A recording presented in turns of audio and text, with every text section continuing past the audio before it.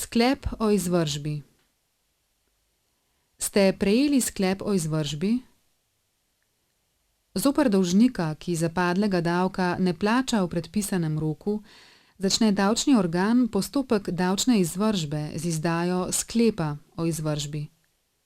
Dolžnik mora plačati tudi zamudne obresti in stroške davčne izvršbe.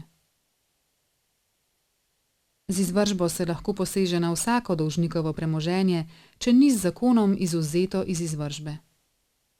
Najpogosteje so predmet izvršbe dolžnikovi denarni prejemki, denarna sredstva pri bankah, terjatve, vrednostni papirji, premično in nepremično premoženje.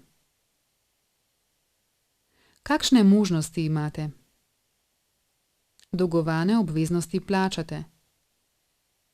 Vložite lahko vlogo za odobritev ugodnejšega plačila davka. Če gre za ogroženost preživljanja, možnost obročnega plačila v največ 3 mesečnih obrokih. Zoper sklep o izvršbi lahko vložite pritožbo v 8 dneh. Pomni. Pritožba zoper sklep o izvršbi ne zadrži začete izvršbe. S pritožbo ni mogoče izpodbijati izvršilnega naslova, to je listine, s katero vam je bilo naloženo plačilo dolga. Na primer odločba o odmeri davka. Če se ugotovi, da izvršba ni bila upravičena, davčni organ po uradni dolžnosti povrne izterjane zneske. Kdaj se izvršba ustavi? Izvršba se ustavi, če je davek plačan, če izvršba ni dovoljena, če se je izvršba opravila proti komu, ki ni dolžnik,